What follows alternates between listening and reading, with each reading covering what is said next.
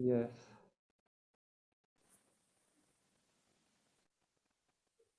So perhaps we can wait a minute or so if some other people are eventually joining. Otherwise, then we can start. Okay? Okay, no problem. So how is everything with you, more or less, apart from the weather? Hopefully okay for me, but also please other people. I would like also other people to say how they are or what they would like to tell you or whatever. So that is also, they are also included. It's opening up more now? Excuse me? Are things opening up? Yes, regarding the pandemics, yes. Things are more and more opening up and some restrictions and lockdowns are released. And so slowly we are returning to normal. Good. And how is in your place in India? Yeah, they say that the government are going to open up now and with restrictions for tourists. And we also are thinking after Lhasa and after Lhasa, the nuns do 1 week of Nyungne. And then after that, we're thinking also to open. We've been closed for 2 years, so it's good, you know, if now we open up and visitors can come again. So we see.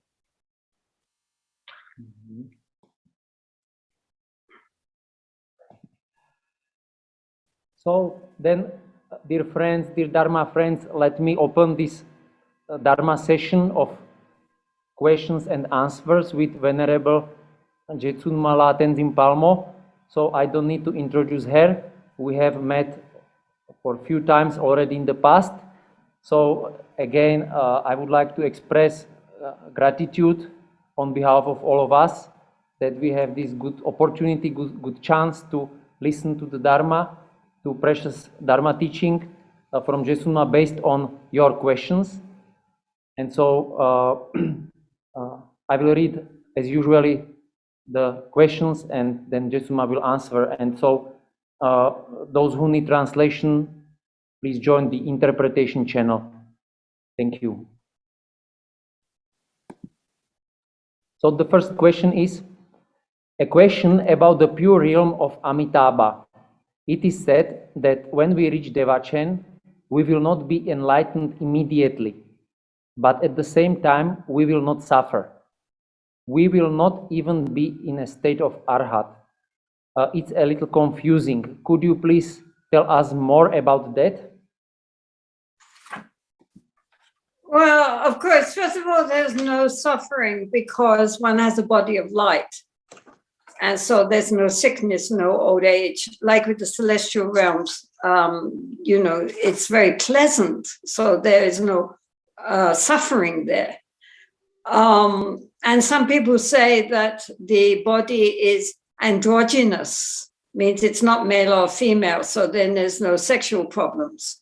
So in general, it's very nice. But the difference between that and the celestial realms, the heavenly realms, are that here in Amitabha's Pure Land or Akshobhya's Pure Land or any Buddha's Pure Land, one hears the Dharma. One is in the presence of Amitabha and surrounded by bodhisattvas. So it's not just sensual pleasure. It's everything is focused on understanding and practicing the Dharma. So one gradually awakens. This is not a tantric Pure Land.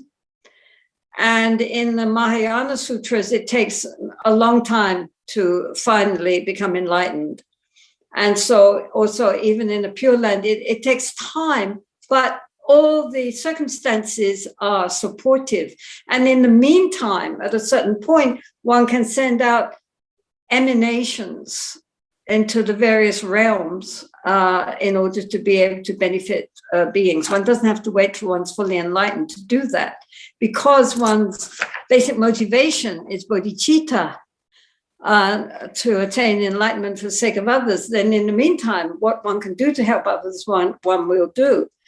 I just want to read this small thing from this gentleman who's the head of the Pure Land School in America. It should be remembered that in all China, Tibet, Korea, Vietnam, Japan, the main practice is Pure Land Buddhism, really. Everyone's praying to go to Amitabha's Pure Land. Even in the Zen schools, they also do what's called the Nembutsu, which means the Namo Amitofo prayer. So he says here, through the Nembutsu, that is invoking the name of Amitabha, practitioners open themselves to the illumination of emptiness, the deep flow of the oneness of reality, and the formless Buddha manifest within each of us as the Buddha of boundless compassion.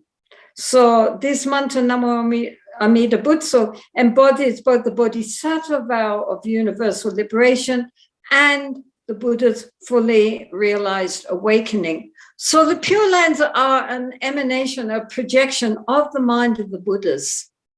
So this is why it is the most fulfilling way in Mahayana to be sure not to fall back downwards. You know, because if we get reborn back in the human realm, as we have seen, you know, you might be quite high in your last life, but you can still go down. And it's very hard to really, really benefit beings if you yourself don't really know what you're doing. You know, if you have what we call here, he's calling it the foolish being filled with blind passions. So then we entrust ourselves to the awakening into infinite light. So the point is that there, one cannot go downwards. One can only go upwards. And therefore, it's the safest place to get reborn. That's the idea.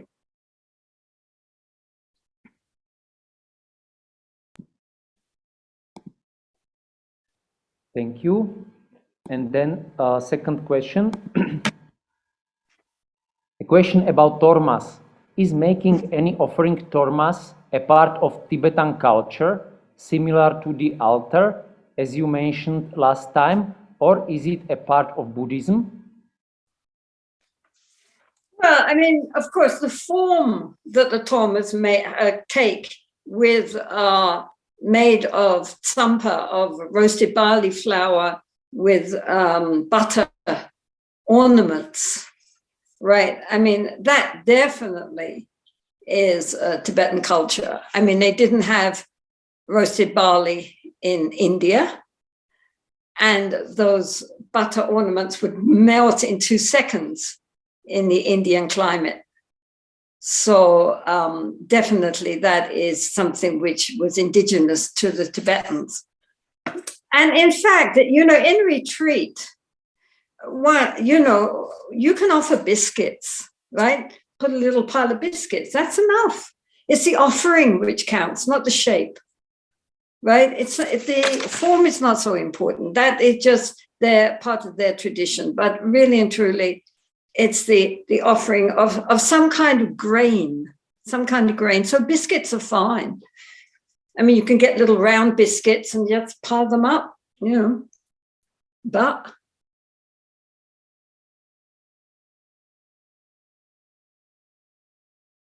I mean, you know, my Lama one time said, one of the first things she said to me was, always remember that Tibetan Buddhism is half Tibetan culture and half Dharma.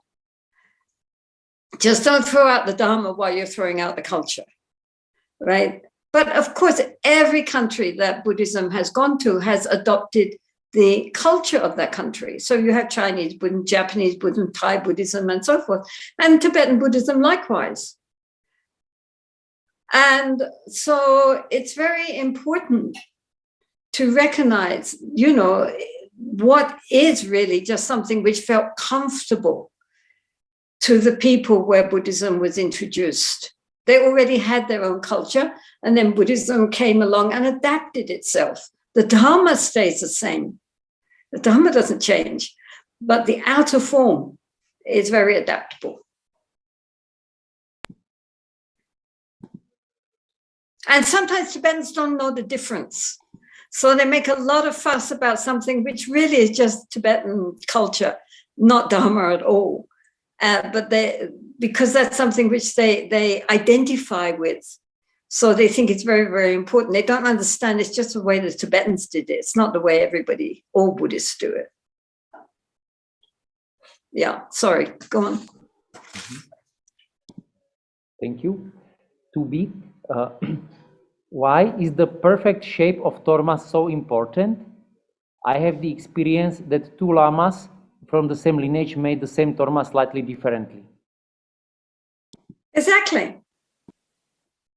I mean, it's not important, but different traditions have different ways of doing things, right? So depending on who you learned from, you will do in that tradition, but maybe you make it slightly different because you learn from a different teacher to, the fellow monk who wherever he was.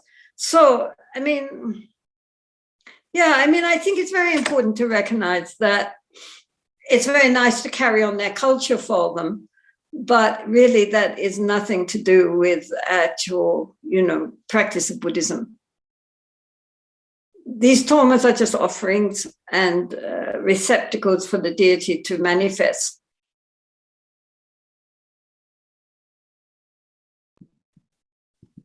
Thank you. Partnership. I have been taught, question number 3. I have been taught that the Rinpoches have partners to demonstrate that people who have a family can also engage in Dharma. The desire for sex is one of the strongest desires and is therefore one of the strongest defilements. My question is it possible to live an intimate life with a partner without clinging to it? Can there be a sexual arousal in the one who is in the nature of the mind and perceives that everything is an illusion? Well, of course, Tantra in particular makes a lot of use of the sexual energies. In most forms of Buddhism, of course, we are trying to either overcome completely the sexual urge or else at least to keep it within good ethical boundaries. But in Tantra, of course, they recognize this is an incredible energy which could be used as in Kundalini Yoga to bring the energy, instead of going outwards, to bring it upwards through the various chakras and in that way facilitate realization very quickly. So therefore, high lamas take consorts in order to practice this advanced state of Tantra. And sometimes they were monks, and then their teachers tell them you should take a consort in order to extend your life. So some people like Dego Kensei, etc., who got quite sick, was told he should marry in order to regain his health again. So in general, there's no problem with feeling, love and affectionate for a partner, and also for any children you have. The only problem is clinging and attachment. Clinging and attachment, non-attachment doesn't mean you're cold and you don't love. All these lamas love their family very much, and their families love them too. It's a very warm family. And their sons and daughters adored their father, and their father was a great example for them and loved them very deeply. It's not that, it's the grasping bit which we have to deal with, in anything. So, in Tantra, even the deities, the Anuttara Yoga Tantra deities are seen in union with their consorts, right? So it's obviously possible to be in a state of realization while you're in a state of union, if even the deities themselves are in that state, right? But of course, it's easy to deceive ourselves and others about this sort of thing, as we all know, So,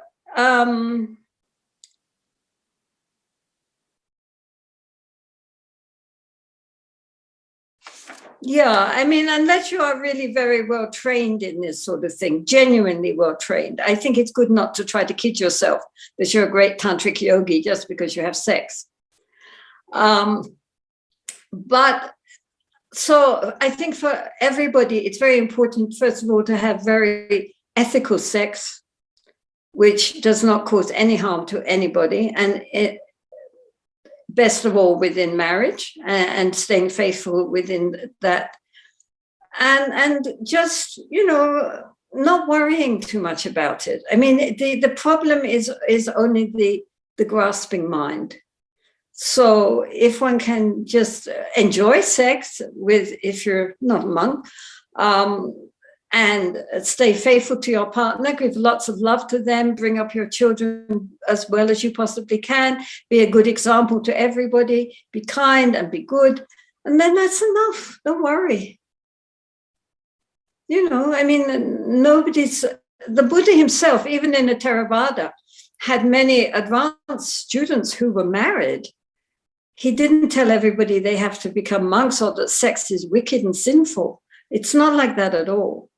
Sex is perfectly natural. I mean, unless you're a monk and vow to celibacy within the family, then that is a perfectly natural thing. And there's nothing wrong with it at all, provided it's not exploitive in any way, doesn't harm anybody, and is done with genuine love and affection, as an expression of love and affection.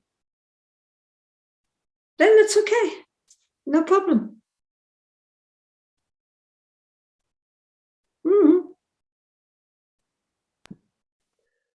Thank you. Thank you very much. Question number 4. For the long life of teachers or other sentient beings, I recite the White Tara mantra. However, I do not have the empowerment for the practice of White Tara. Does the mantra have the proper effect in this case? You know, obviously, in any kind of deity practice, it's better to have the empowerment. I mean, there's no beyond that, because it makes a link, you know, all the way back to the original guru who created that particular practice. So, of course, it's very, very best. And then you're introduced like to Tara, and Tara, please meet so-and-so, and everybody shakes hands, and now you're all friends. So it's definitely better to have the empowerment. But in the meantime, if one's intentions are pure, then the blessing is still there. We shouldn't think there's no blessing unless one has empowerment. I mean, really, if from your heart you have pure devotion to Tara, she's there, right? Because Tara represents our true nature. So it's only that the empowerment points out the nature, but whether it's pointed out or not, it's still there. So you shouldn't worry about that. But anyway, just for the sake of it, I will repeat the Tara mantra, the White Tara mantra 3 times. And they can regard that as the lung, or the oral transmission, okay? So I will just repeat the mantra 3 times. Om tare tutare ture mama ayo punya jnana pushtin kuru swaha. Om tare tutare ture mama ayo punya jnana pushtin kuru swaha. Om tare tutare ture mama ayo punya jnana pushtin kuru soha.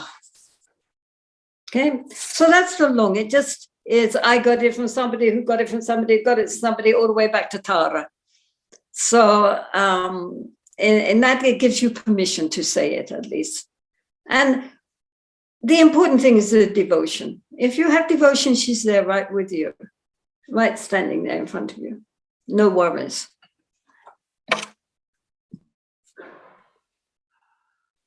Thank you very much. Then next is a set of few questions related with the same topic. When social, political, ecological, economical, and other events which create uneasiness within us, responding to them in this way shows our low capacity, can we thus view them as projections of our own ignorance and kleshas? Well, of course, obviously, ultimately, everything is a projection of our own ignorance and kleshas, right? Nonetheless, there is relative truth and ultimate truth. You know, on an ultimate level, a rock, right, is an empty projection. It's just pure energy and space. But on a relative level, if we throw it at you, you'll bruise, right? And it might even kill us. So, you know, we shouldn't say just, oh, it's all an illusion, as if therefore it doesn't exist. It is an illusion insofar as how we perceive it through our senses is not actually how things really exist. But nonetheless, for us, on the level we are at, that's how they seem to exist. And that's how we have to relate to things, as well as I mean, just going around saying everything is empty, empty, and you walk into the road and get hit by a car. Well, yes, you know, maybe this life is completely empty because you've just lost it, right?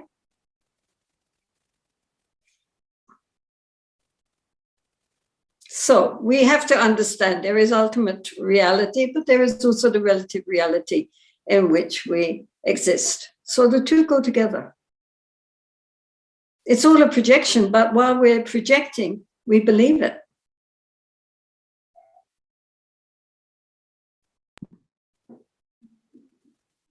If, then continuation of the question, if outside events appear in the mind too often, is it a state of weak attention, weak mindfulness towards our inner environment, state of being too focused on concepts? Well, you know, as I said before, you know, while we are in the world, we need to be aware of it, right? So the important thing here is not to get stuck simply in what is happening in outside events.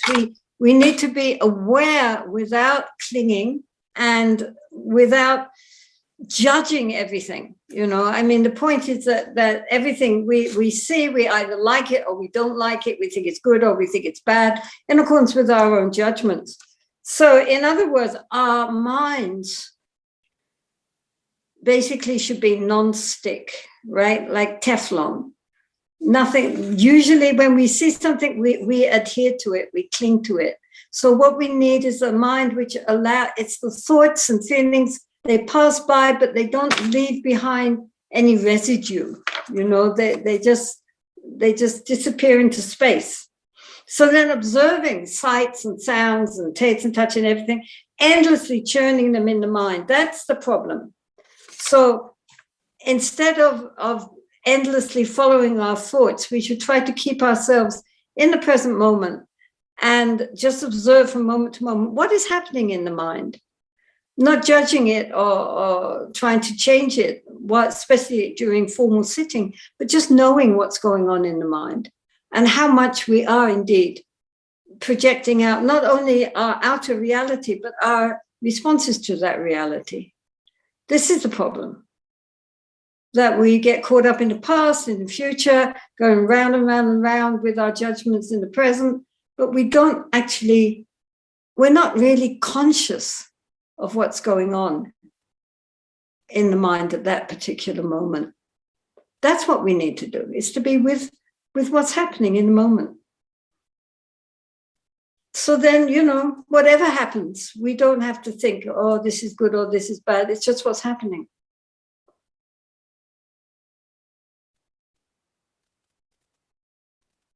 Huh? Mm-hmm.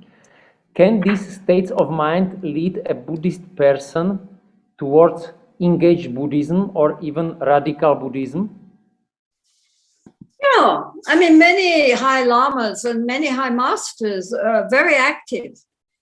I mean, even while they remain mindful and ungrasping, I mean, you think of Thich Nhat Hanh, for example, or Gosananda, or the Dalai Lama, or any of these people. They're very active. And even the Buddha himself, I mean, he spent 45 years after his enlightenment wandering around Northeast India, teaching everybody he met and organizing his Sangha and, you know, creating the whole Dharma feast, which we're still, you know, eating today.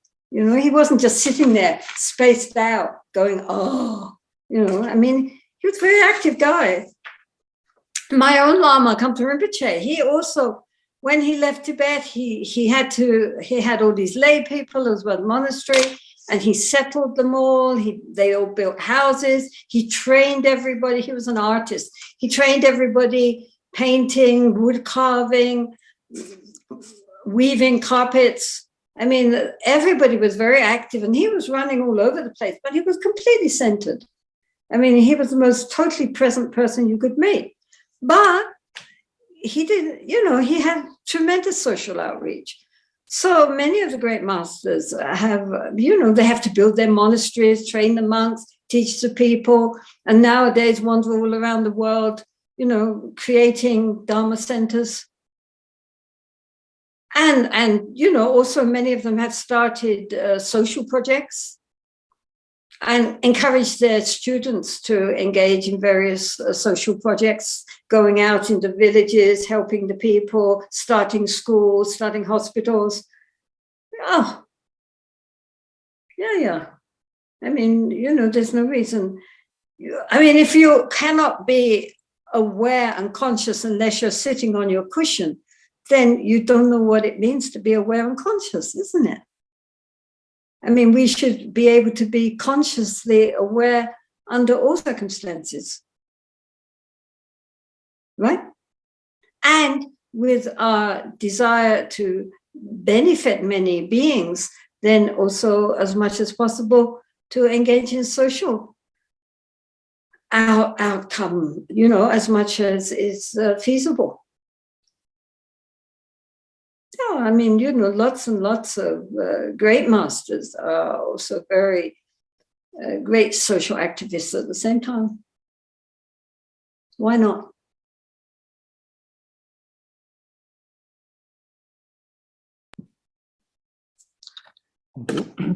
Can this be the lack of understanding that there is first a need to be stable in meditation practice, and how to fundamentally tame the mind, and only then looking for more complex answers? You know, the two can work together. I mean, it doesn't have to be first this, then that, you know.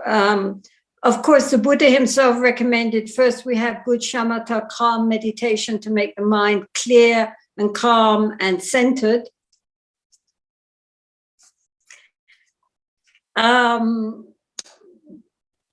And then after that, to do vipassana, you know, insight meditation. So the Buddha himself said, let the wise man tame his mind.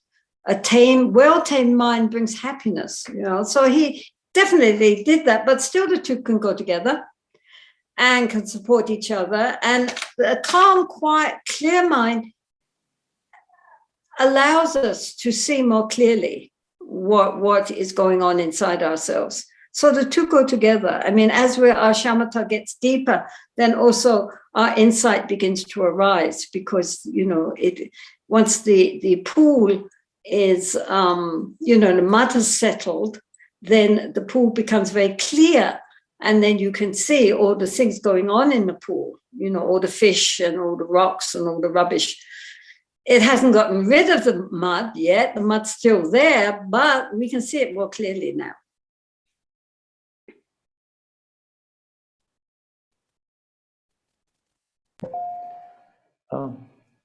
And the last question from this set is, can such kind of overthinking in this direction be a sign of lack in meditation practice? Does it indicate the need to sit more? Well, obviously, if we're endlessly caught up in thinking, then obviously we need to learn how to bring the mind into the present. how to relax, and how to be aware of the mind. The thoughts are not the problem. I think it's very important to recognize the thoughts are not the problem. Our lack of awareness of the thoughts is the problem. That we get carried away by our thoughts and that we identify with our thoughts and that we believe our thoughts. I think this, therefore, it must be true, right? That's the problem. And that is why it's very important to learn how to step back and just observe the thoughts, the energy as it's going by, without being involved and without being identified with the thoughts. Recognizing thoughts are just thoughts. They are just energy impulses. Some are good, some are not good. But anyway, they're not me, they're not mine. This is our problem, that we get completely swept away by our thinking. And we don't know how to step back and just be aware of our thinking as thinking, rather than being totally engulfed in it. So that's the thing. So this is why in the beginning, it's good to do breath meditation and get the mind calm and centered and cultivate our ability to observe. So to observe the breath at first is easier than the mind because the breath is slower. And also as the breath becomes quieter, the mind also becomes quieter. But when the awareness, when the mindfulness is very clear, the attention is very clear, then to turn that back onto the thoughts themselves and to observe the thoughts as they come by without, as I say, becoming immersed in them and carried away by them. So this is the point. So yeah, thoughts are just thoughts. They're spasms of mental energy. And they're not necessarily true, not necessarily accurate. They're just thoughts. So calm the mind, definitely. I mean, once the mind is calm and clear and focused and aware, then everything else comes about.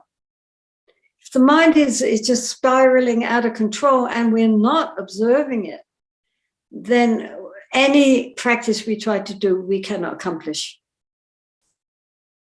It won't work. So this is why the Buddha emphasized to have, good shamatha, good, calm, clear, aware mind. Then everything else comes so easily.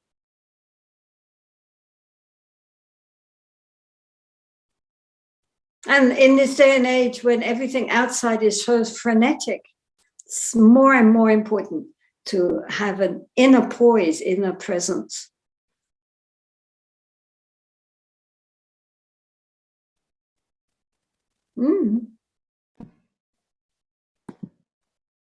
Thank you very much. Next set of questions. This question is probably connected to the previous one. How can we find a border between the outer conceptual phenomena or events and internal search for peace? How to properly differentiate outer conceptual reality in case of phenomena which are a real physical violence towards people and beings? I mean, again,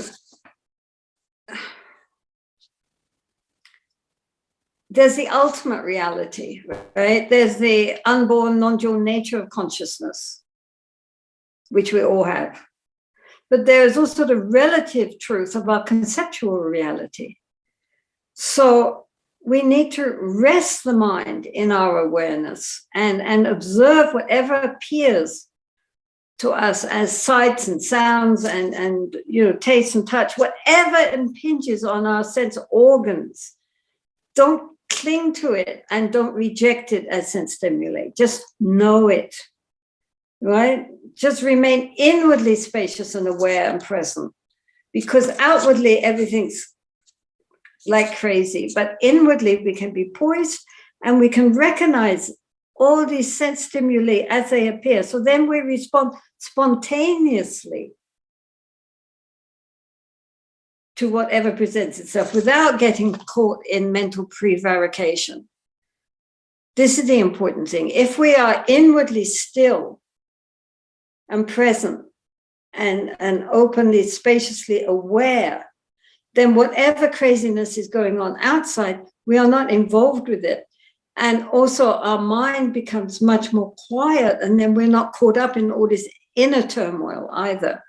I mean, we're just there with whatever happens. And that's the only way to deal with our outer, busyness and our inner busyness, is to become more and more open, spacious, aware, and then spontaneously how we respond will not be part of, should I do this, should I do that, is this better or that better, should I, blah, blah, blah, blah, blah, blah, blah, blah, blah, going on inside.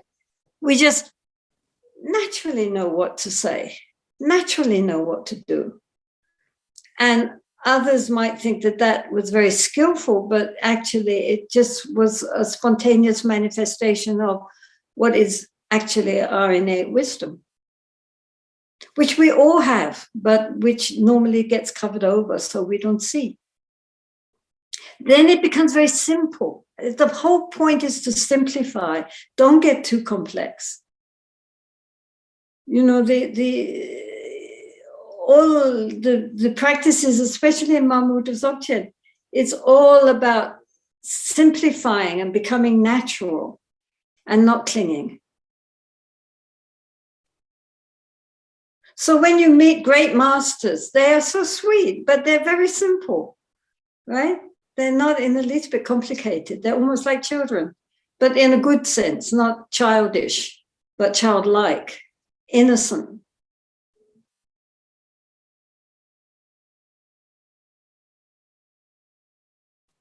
So keep it simple. People, you're all, no. Just leave it very, very, very, very natural. Don't try to change. Just be natural. Just be true.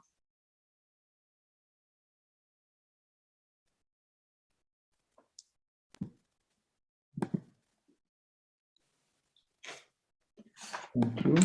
Is it only needed to be patient and consistent in looking for peace in meditation? Can patience and diligence in meditation bring wisdom and inner answers? Well, obviously we need patience and perseverance. I mean, these are very important. Don't give up, right? Just keep going, but don't push too hard also. Don't get ambitious. I think it's very important not to be goal orientated. What am I getting out of this? How am I doing? Am I doing it right? When will I achieve something? Because that is just putting the very worldly kind of mind that we have, our ambition and desire for achievement, onto a spiritual plane. So that's just the ego playing games, right? The ego wants, the sense of me wants to say I'm getting somewhere, right? Oh, look, I'm ever so much better than I was, last week, last month, last year. Look, I'm getting there. Getting where? There's nowhere to go.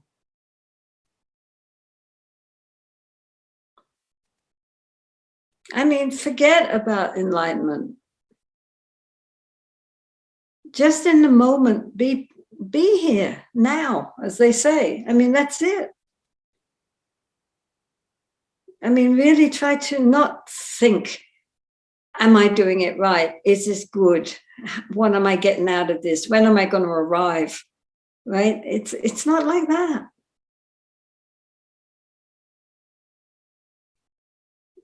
I mean, really, it's very important not to make meditation into just another ego enhancement or the spiritual path. It's not like that. It's letting things drop, not adding things on. So, I mean, Atisha also says, the perfect meditation is to be natural. It's not about trying to make ourselves into something else. It's about coming back to who we really are. So don't make it complicated. Don't make it, Oh dear, yes, we need patience. Yes, we need to keep going, but we don't expect anything from it. We just, whatever is happening, that's what's happening in that moment. That's enough. We know it. Just to be aware, that's enough. Hmm?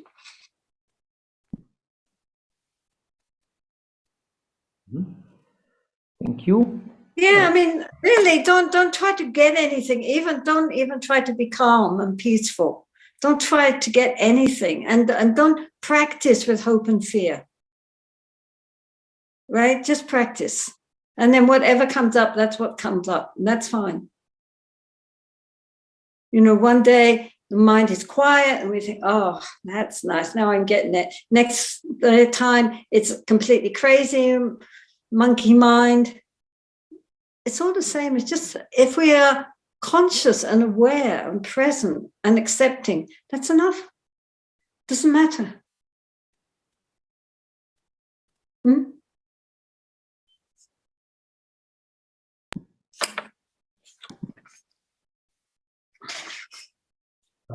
Will then many different questions disappear by themselves? Well, that depends on the questions, right? But the mind has its own wisdom. If only we would give it a space and allow the mind, the deeper mind, to speak, so to cultivate an inner silence, then we can hear our own wisdom. I mean, our true nature knows, but we're just so busy going blah, blah, blah, blah, blah, blah, blah, that we don't hear it. But if we just quietly learn how to relax and be aware and conscious of itself, the mind knows. Yes. So yes, it can answer those questions, the deeper questions. But we have to give it space, and we have to give silence and listen.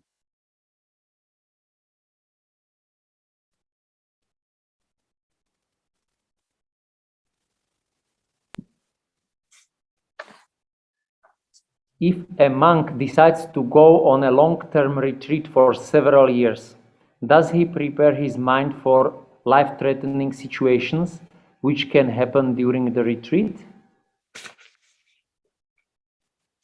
That's a strange thing to say. It's certainly not helpful to fill the mind with all the possibilities of what could go wrong in a retreat. I mean, come on, or anywhere else. I mean, anything could happen anywhere, So if the mind can deal skillfully with the present, then it will deal with whatever comes up in the future. As it comes, we will deal with it. I mean, you can't start sitting there thinking of all the terrible things which could happen to you. I mean, then you go crazy. You get stressed out, you get anxious, you get whatever. But it's very, very stupid. If in the moment we are dealing with the moment, then good, we'll deal with the next moment too. Isn't it? Obviously, if you're going into a long retreat, you need to make preparations, make sure you're going to be given enough food, that maybe you have some very basic medicines for, like, if you get a cough or a cold or a headache. But I mean, you can't sit there thinking of all the things which could go wrong. I mean, that, come on.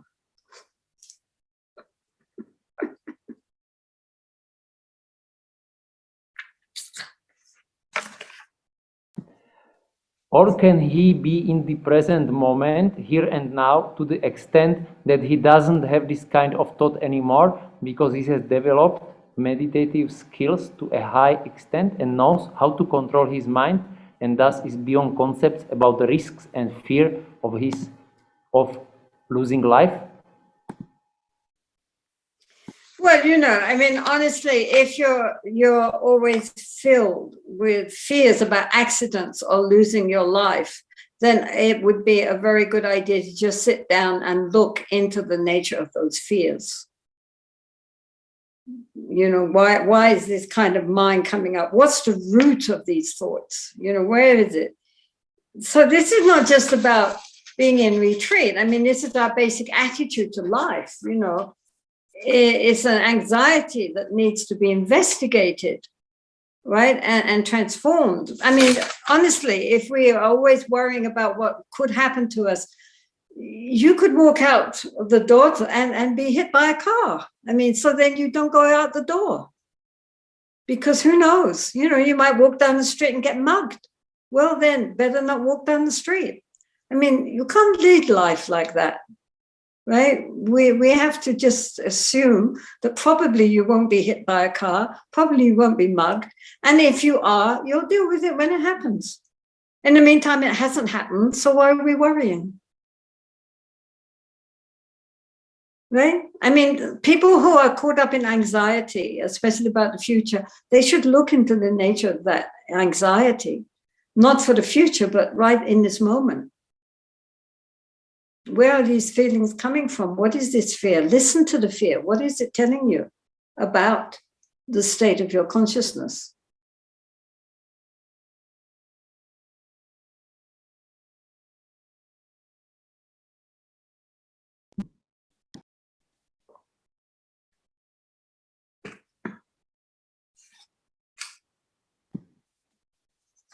Thank you. All Buddhist teachings lead us towards systematic work with our mind, its cultivation, taming, softening. Nowadays, I feel like being polite and soft in interaction with others, saying sorry for a mistake and self-reflection, criticism, etc. is only supporting people in behaving even more roughly and solidifying their ego. Can a balanced and compassionate acceptance of such behavior contribute to their creation of their negative karma?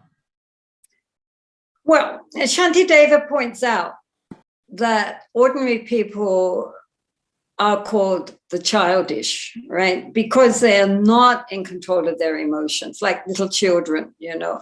With little children, if you do something which pleases them, they're very happy. If you do something which frustrates them, then they go crazy, they get so angry and upset. Why? Because they are not in control of their emotions. They're little children. But then as we grow up, often outwardly we become adults, but inwardly, emotionally, we're still little children. Somebody does something we like them, we're all happy. Somebody does something which annoys us and we get so angry, same old thing, right? Therefore, even a bodhisattva's forbearance and patience might make them angry, right? You can't say, you know, what's going to make somebody angry. I mean, you know, you can be very polite and nice and people get angry because you're polite and nice. Well, that's their problem. It's not your problem. So we should feel, Shantideva says, we should feel simply compassion for their ignorance. And from our side, not get upset because we're trying to be nice and they're just being more difficult, right? We shouldn't get upset with them. We should think we're not responsible for the childish behavior of others, right? From our side, our intention is good. How they respond to that is up to them. That's their problem. We cannot live their life for them, right? And as the Buddha said, we are all the owners of our own karma, of our own actions. So if we do something which will hurt someone and they retaliate, that's one thing. But if from our side, our intention is very pure, then how they respond is their problem. It's not our problem. We just have compassion for their inability to, you know, deal with life in a sane manner, in an adult manner. People are very childish. I mean, we all are at times, I mean, undoubtedly. But you can see it, you know, how unskillful we are, which is why, of course, the world is in such a mess. But we're not responsible for that. You know, if from our side, our intention and our actions were kind and good, if people respond unskillfully, we are not responsible for that. We can't do anything about that.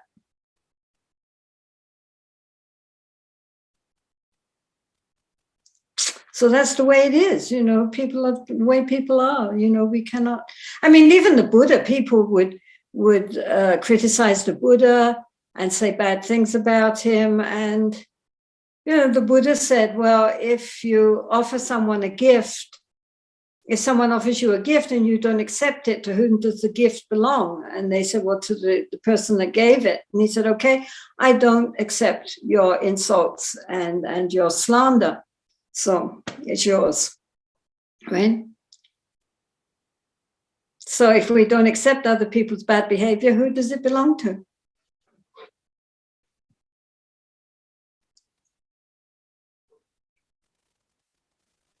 Okay.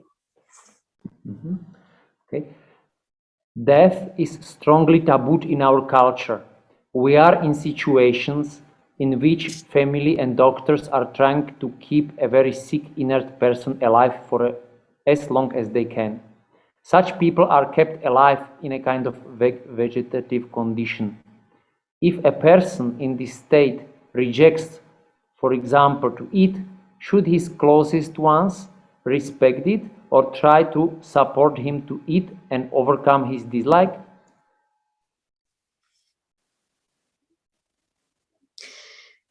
Well, of course, nowadays death is regarded as being, the big enemy, instead of recognizing it as just a natural outcome of life. Everything comes into being and then departs. One man identifies completely with the body. This is the problem. And does not believe in the continuity of consciousness.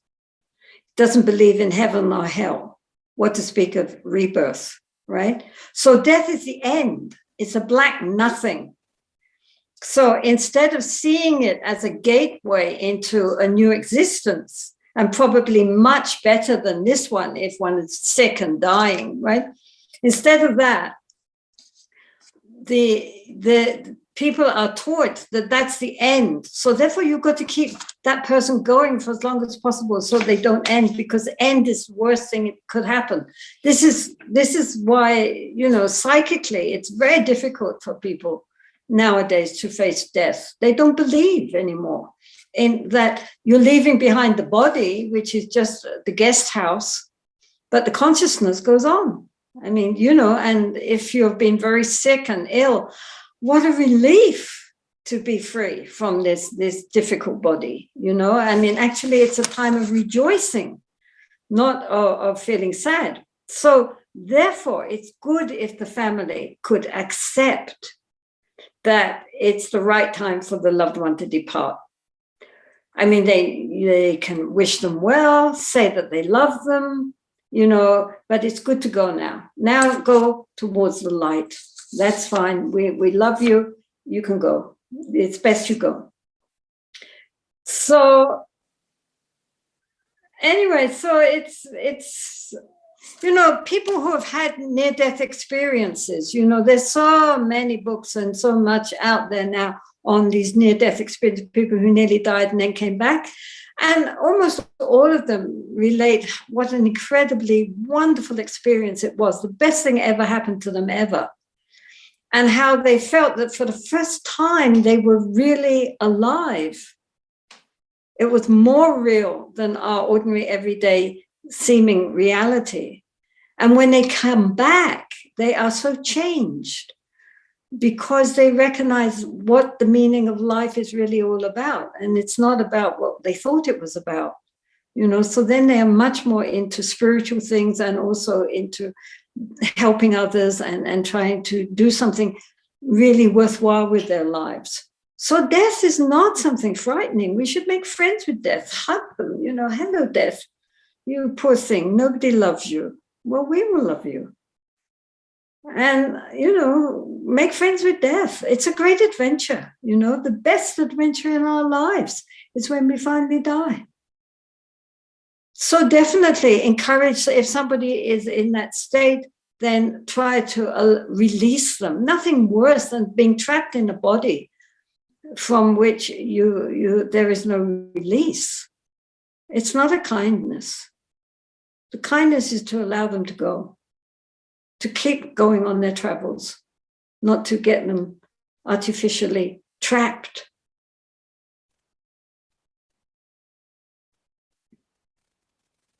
Death is very exciting, actually. I don't know why people are so worried about it.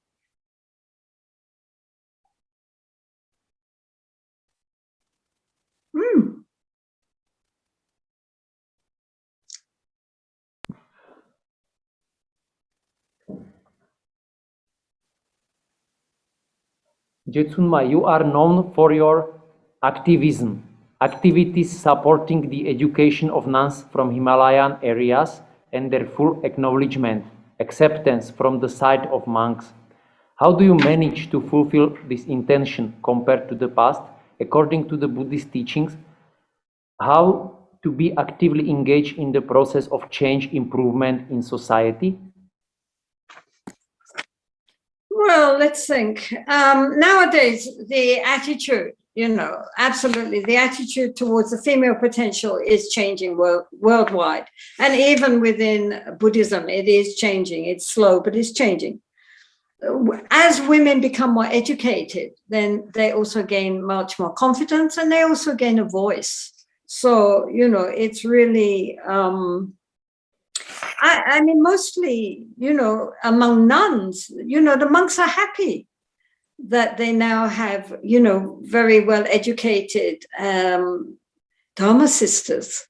They at least in the Tibetan tradition, they're very, they nowadays, they really respect and appreciate nuns, and the lay people do too.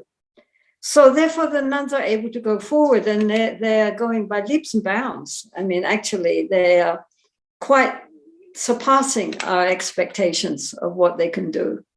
They are just running with it, right? Now, Buddhism has always actually appreciated social endeavors. The Buddhist king Ashoka, back in the 3rd century, he wrote on carved everything on stone. And it was all about planting shade trees, digging wells, taking care of animals, living in harmony with your neighbors. I mean, when people finally translated his stone edicts, they couldn't believe that he was what he was talking about, not his great war victories and things like this, but, don't forget to plant more trees. So our actions, so this is backwards in the 3rd century BC, just, 200 years after the Buddha. He was a great Buddhist emperor. Our actions, of course, should be based on kindness and non-harming and observing the precepts and trying to make things better for ourselves and for others. But, nobody can do everything. This is samsara, and samsara is samsara, and there's always going to be troubles. But we can take some part which speaks to us and do our bit. Right? Some injustice or some part which, we could help with. And we can do that much, So it shouldn't be based on anger and frustration with society, but it should be based on compassion and a desire to help, that we want to do what we can to benefit others in some way. So we can't do everything because, samsara is samsara. And we have created the karma that we are now experiencing. But still, everybody can do something, even within their family, within their workplace, within their social context. We can do what we can to make others happy. And based on our own recognition that all living beings want happiness and don't want to suffer, just as we would rather be happy and not suffer. And that, therefore, that much we can do for the world to try to bring within our abilities a little happiness into the lives of others. So, yes, but as I say, our social outreach should not be based on anger. It should be based on compassion.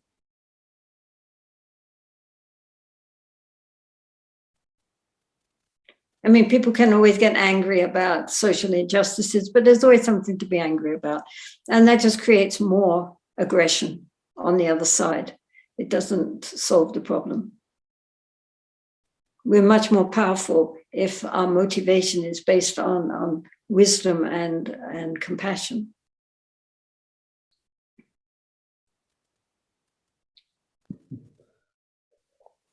Thank you. The Buddhist teachings talk of supreme perfection, from which all phenomena arise or manifest. It's only the human mind that categorizes them with a vast array of judgments. A conscious evil doing that harms others belongs here too. How to include this phenomena into the central idea of love and compassion?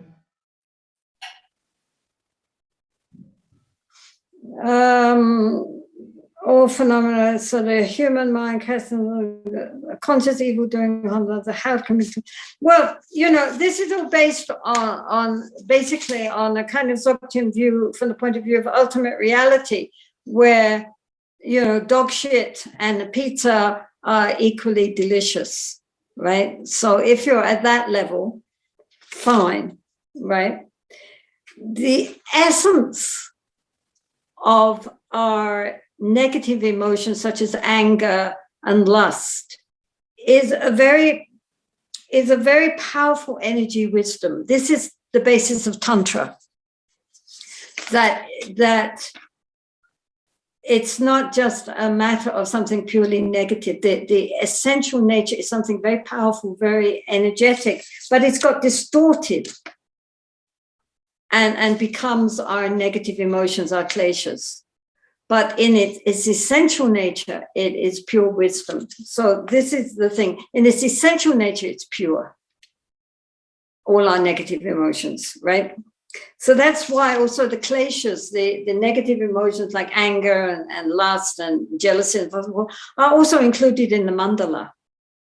They are also there because you know, we all have Buddha nature. And all these kleshas are just covering our Buddha nature, but they're not part of the Buddha nature, right? They're the storm clouds in a clear sky.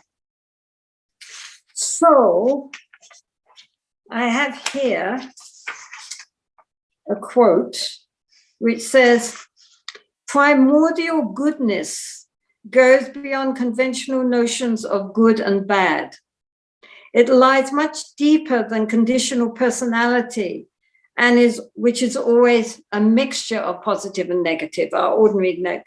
Evil and destructive behavior is the result of people failing to recognize the fundamental goodness of their essential nature. So these negative things are just a distorted expression of our true nature. So therefore we should, from the point of relative or conventional truth, where we all are, which is now, right? There is certainly good and evil. I mean, we're not saying good and evil don't exist. On the conventional level, there is good and evil, and there are the karmic results of good and evil, right? You know,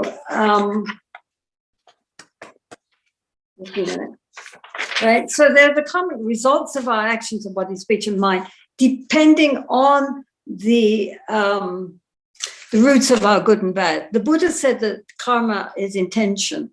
So if it comes from a destructive root like anger and greed and so forth, then it will have negative results. If it is from a positive thing like kindness and loving kindness and compassion, etc., it will have a wholesome root. So from a conventional point of view in which we are living and experiencing things based on our ego, as long as we believe in me, there will always be karma. Then we should be very careful about our ethical conduct, and we shouldn't kid ourselves into thinking we're beyond all of the societal inhibitions. We should really look very clearly at what is going on in our mind. And if there is negative roots there, then we should transform them. But on an ultimate level, those negative roots are just the expression of our wisdom mind. So if we're really living on an ultimate level, great. But that means you can eat dog shit and be happy. Yummy.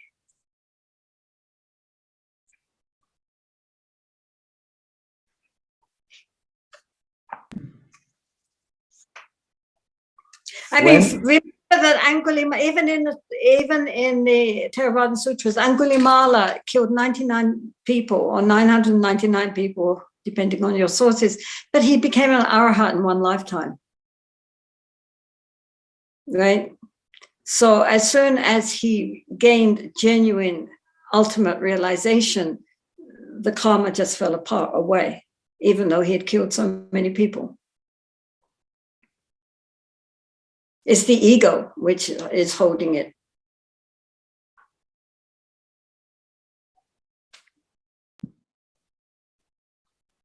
Thank you very much. Question number 12. When I feel tired, should I sit and make the mind deal with it? Or is it better to rest for a while before the sitting session? Well, I would say just rest. You know, there's no point in pushing the mind and the body if you're too tired. So rest for a short while. And when you feel a bit revived, then continue. I mean, he goes on about being tired, you know, and it sounds to me like maybe he just needs a good rest. Maybe he's not getting enough sleep, right? I mean, it's important to get enough rest for your body and the mind. Otherwise, you're always, you know, below par. And then you have to push yourself, which is not a good thing to do. So I would say first he should examine, or she should examine, whether or not she's getting sufficient sleep.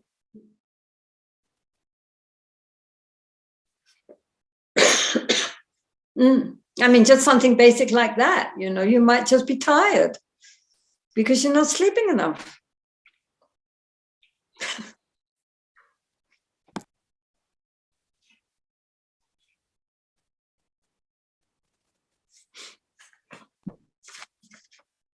Okay.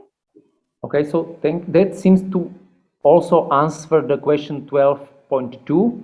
And perhaps the last part of the question is, I also have a problem with tiredness in a retreat. Usually the first day or two, I get very tired. My body finally relaxes fully, so it wants to sleep.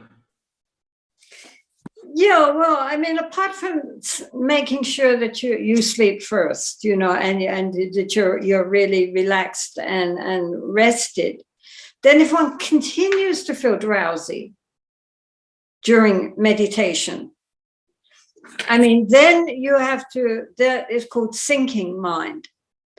I mean, it's not because you haven't had enough sleep. It's just that when you start to meditate, then you just naturally, your mind starts to sink and get drowsy. Then we have to take steps. One thing is to sit with very wide open eyes, staring into space, not keeping the eyes lowered or closed, but open wide, staring into space. That makes the mind wider, spacious, more awake.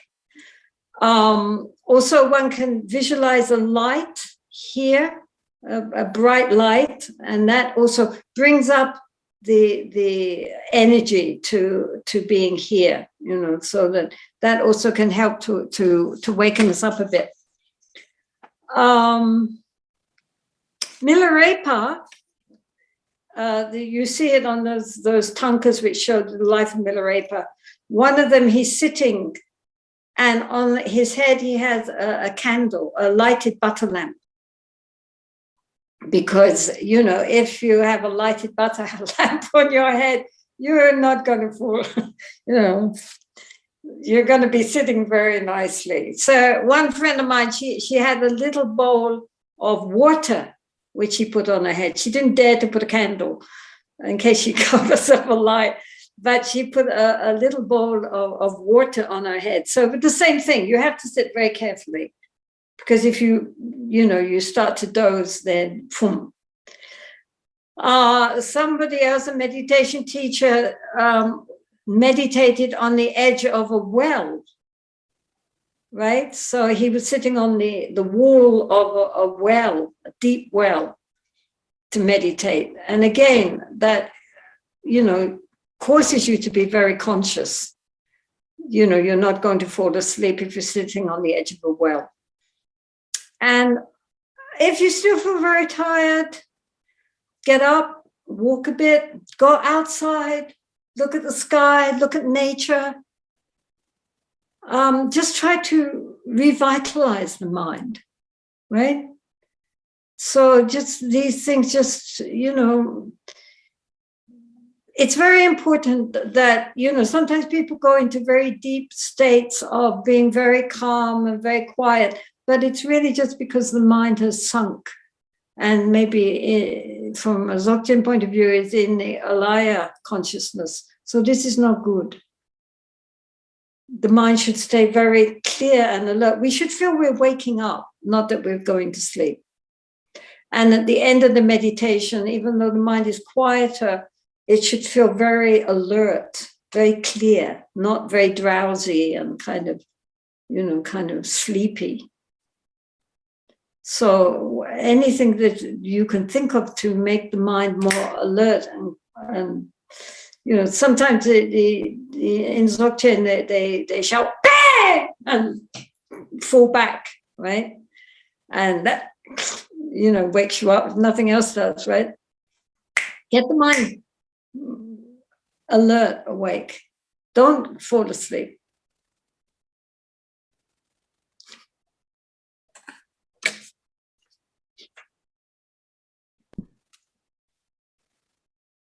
And keep the session short, I would say. If you're inclined to be drowsy, keep short sessions, many, but have a break and then start again and really make a determination that you're going to stay alert, right? Otherwise, if they're too long, then the mind kind of drifts off and gets bored and sluggish. So keep the sessions fairly short and precise, The whole point is to wake up, to become more aware, more clear, not more foggy.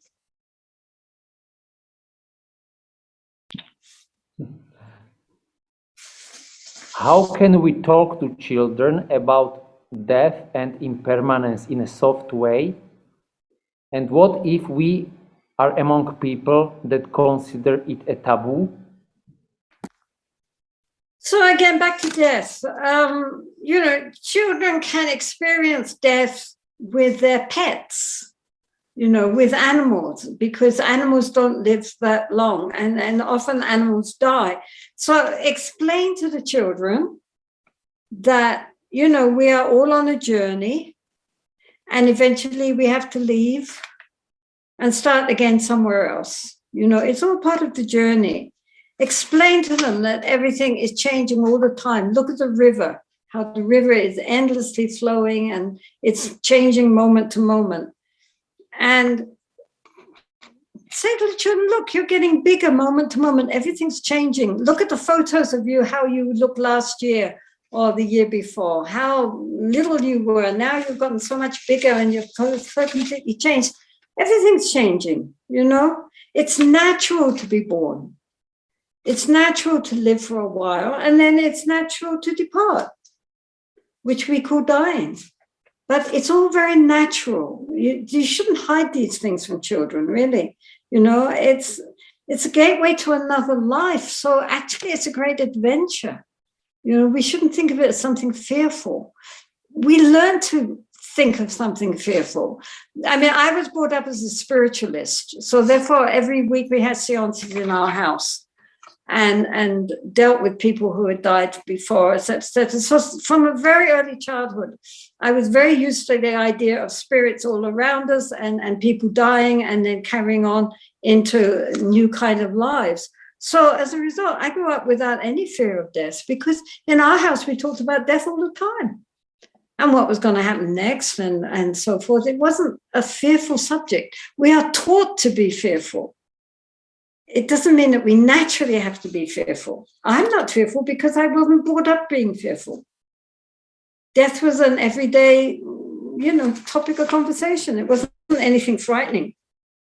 So we should use this time, tell the children to use the time while we're here on earth to be kind to ourselves, kind to others. And because all living beings want happiness, they want happiness.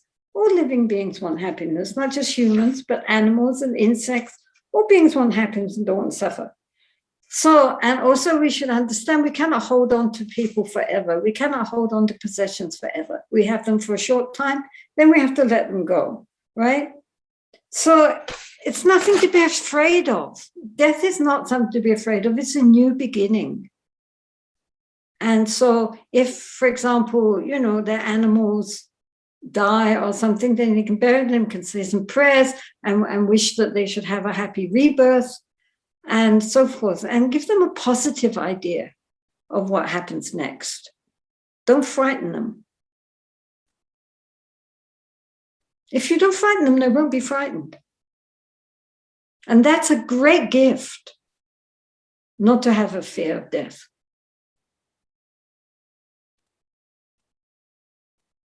And the people around you, if they don't like that, too bad for them. Say, well, that's my view and I'm giving it. It's a whole lot more positive than the view that death is the end or that death is something terrifying, which just pollutes our life. Why have that burden? You can't convince anybody, but I mean, from your side, you can live what you believe.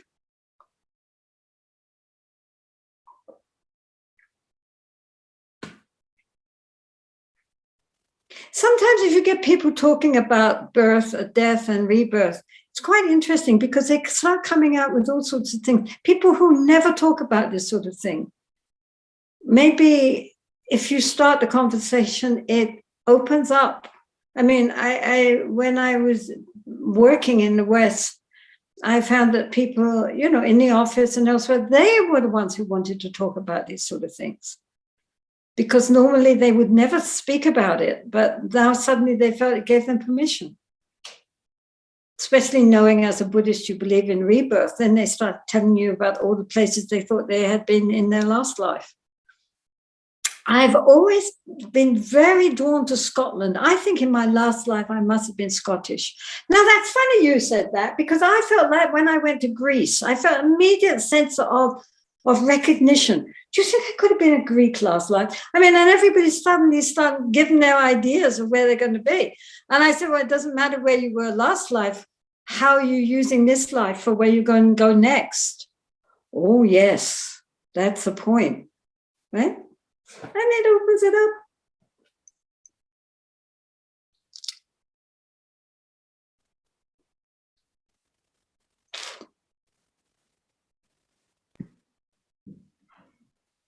Thank you very much. How can we approach theories about life on other planets through Buddhism? Question number 14. Yeah, I'm getting that. Buddhism has always taught that the universe is infinite. It's always, even in the Theravada and all Buddhist schools, the idea that the universe is inconceivably vast. And according to the Mahayana, it is not only inconceivably vast, I mean, cosmos after cosmos after cosmos, inconceivable, but it's also inhabited by infinite amount of Buddhas and Bodhisattvas, right?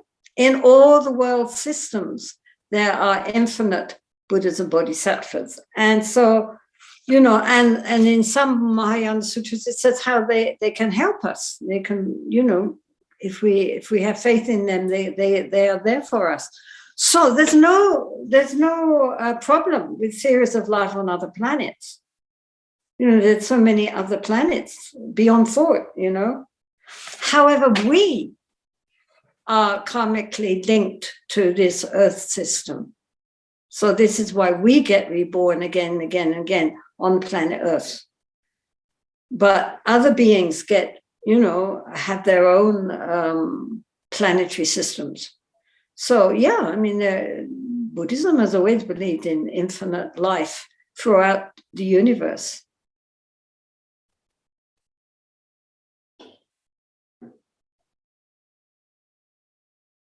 Probably more intelligent, we hope.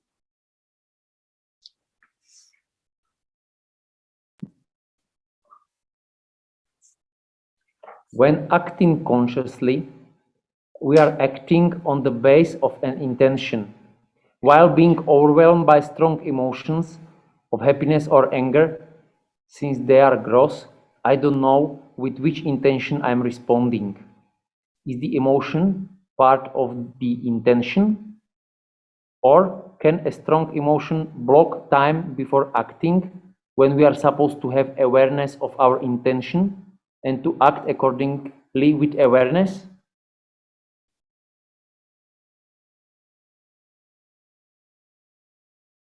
Because it seems to be a complex question with many parts, so perhaps just the first part, or I don't know if it is clear to you. I mean, so many of these questions are so complicated. I mean, really just make things more simple. Most people actually are completely unaware of the intentions when they act, right? This is why we are instructed to become more aware, because we are not aware. We do something, and often we tell ourselves, this is my intention. But actually, it's not the real underlying emotion, which may be based on something quite negative, but we always, try to tell ourselves it was a good intention. And it may have been a good intention, it may not have been a good intention. We don't always see. But don't get caught up on trying to discover the real motivation, because then we just trip ourselves up the whole time.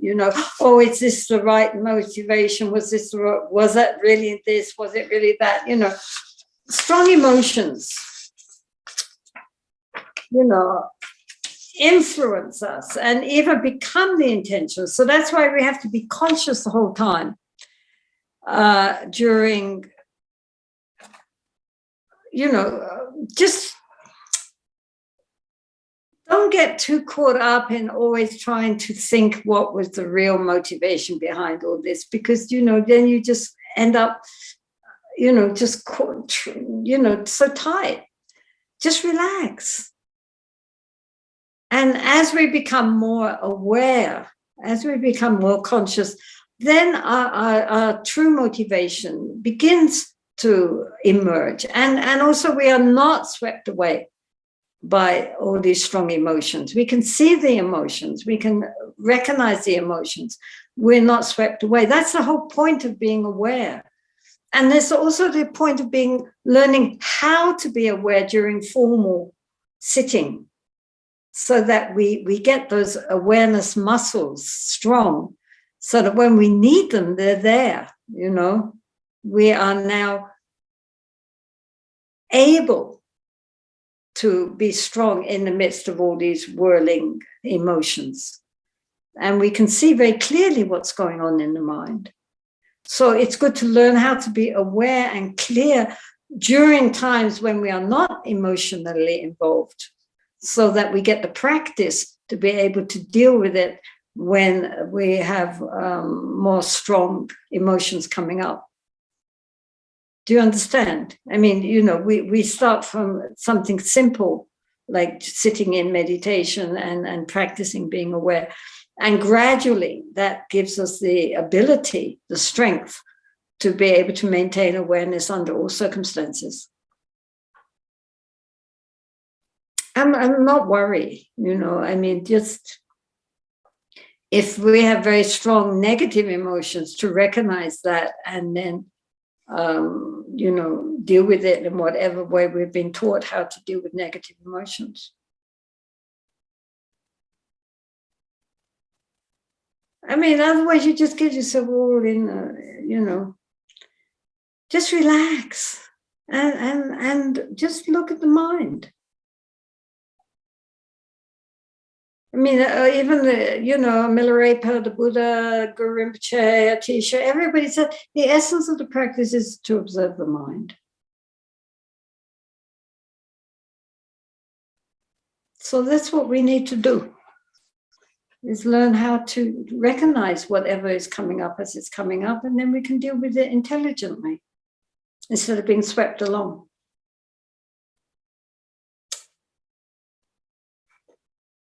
Maybe we take one more question and then leave it for now. We can do the others next time. Okay, yes, of course, thank you. If I were to die right now, let's say with a heart attack or sudden accident, which would be the best practice to rely upon? Well, if you were to die so suddenly, it would be the practice which is most familiar to you, which will come to you at the end. I mean, you wouldn't have time to decide, now, which practice should I do? You've just had a heart attack or you've just been slammed in an accident. I mean, there's no time to decide which one would be best. When Mahatma Gandhi, when he was shot and killed, I mean, as he was shot, he cried, "Ram, Ram," which is, is the name of the god Rama. So that was his last. Thing, right? So when a truck full of our young nuns overturned in the road, and all the little nuns were thrown out onto the road. One of them said afterwards that as the truck turned over, she thought, this is it, basically. And her thought was of Guru Rinpoche. She just said Guru Rinpoche, that she was, and she lost consciousness and then she was okay. She didn't die. But that was her last thought because she is very devoted to Guru Rinpoche. So, the thing is that the Chinese, for example, Chinese Buddhists all say Omitofo. When you meet them, Omitofo. When you say goodbye, Omitofo. When you give them something, Omitofo. If they see something nice, Omitofo. Omitofo means Amitabha Buddha. And so they say it continually, so that should something happen suddenly, their last thought will be, Omitofo. And then Amitabha will come. Right? So this is the point. That that you should you should keep. I mean, like the Tibetans say, Om Mani Padme Hum, Mani Padme Hum, Mani Padme Hum. They're thinking the Chenrezig, and or Guru Rinpoche or whatever, or Tara. But you can't decide at the end, just at the end, what you're going to think about. I mean, if you suddenly. Whatever spontaneously comes will come. So you have to train now, right? And whatever will then automatically, spontaneously come to the mind at the time of death. And I mean, for ordinary people, if you can just say to them, well, just think of the light, go towards the light. That's enough.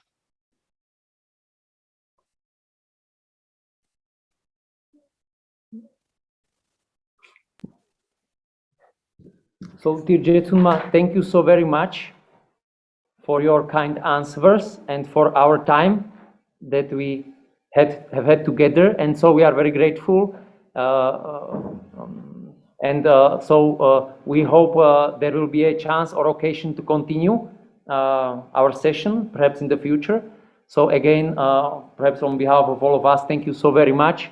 And we wish you all the best and good luck. And may everything goes well for you and for your nunnery in India. And thank you once again.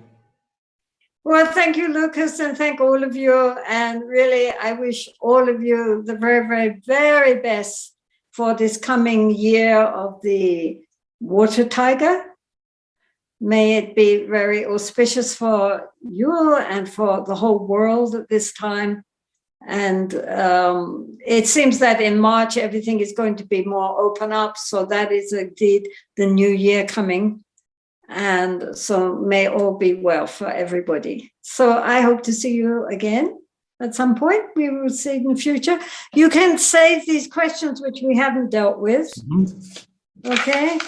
And we can start with those next time. Okay, thank you. We will do like that. And also, I would like to say for our translator, Katka, thank you so much for your hard work for translation. Translators are wonderful. Absolutely fantastic. Thank you. Really, without you, nothing, literally. And so, translators are always in the background. Nobody notices them, without them, it couldn't happen. So really, thank you so much for all your skill and all your patience and all your expertise. Thank you so much. And the one that's typing busily here. Thank you. So thank you once again. Thank you. May all be well and happy.